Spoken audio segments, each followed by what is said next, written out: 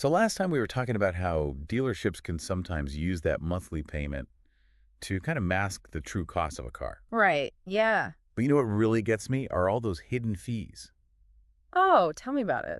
They appear out of nowhere. It's like they're playing hide and seek with your wallet. You're Yeah. thinking, okay, this is a reasonable price. And then all of a sudden you've got, documentation fees, destination charges, preparation fees. Like, what is all of this stuff? Right. And it can be really overwhelming and it can feel like, a Hmm. lot of jargon that's just there to confuse you. Absolutely. And the truth is, some of them are legitimate fees, Okay. but some of them are either inflated or completely unnecessary. I feel like they are banking on the fact that most people are just too, overwhelmed by all the paperwork and all the fine print to really, scrutinize each one. Yeah, I know. Most people want to get out of there. Yeah. Just want to get the car and go. Sign on the dotted line and I'm out of here. Exactly. So what's the best way to approach this? How can we tell which fees are reasonable and which ones are just, pure profit for the dealership? Well, you have to do your research, before you even go. Okay. You want to know what typical fees are in your area. Yeah. And don't be afraid to just ask, hey, why is this fee so high? Right. And remember, you have the right to negotiate every single item on that contract, including those fees. Oh, that's a good reminder because you feel like, oh, this is just the way it is, but you have the right to push back a little bit. Yeah, you really do. You're the one spending the money. Right, exactly. You have the power there. And speaking of, feeling a little bit pressured, let's talk about those upsells. Oh. Like the extended warranty or the gap insurance or the, prepaid maintenance plans. Oh, They make it sound like you're getting this fantastic deal. right.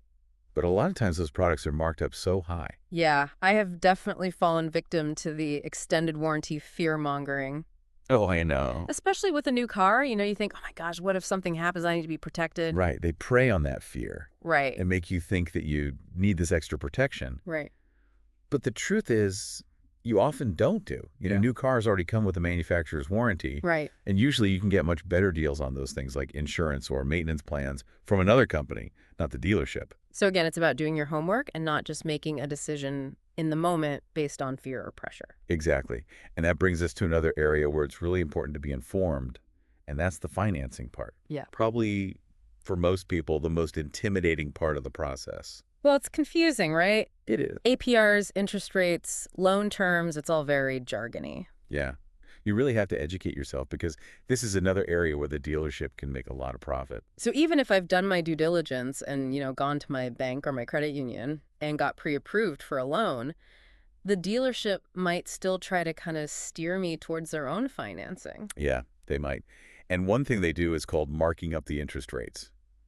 Oh, really? So they act as a middleman between you and the lender, and they'll add on, a little extra to the interest rate, and you might not even know it. Wow, that's so frustrating. You're taking advantage of people who maybe aren't familiar with all that financial stuff. Right. And then what about those zero down payment offers? Those sound great. They sound great, but I bet you there's a catch. There's got to be a catch, right? Right. It seems like there's always something, tempting. They're dangling in front of you. Right, to kind of reel you in. Yeah. So with the zero down payment offer, a lot of times what they're doing is you end up with higher monthly payments and also more interest that builds up over time. So you might end up paying way more for the car over the life of the loan, even if it feels like you're getting a great deal up front. Right, exactly. It's all about understanding the total cost of owning the car, not just the immediate price. Right.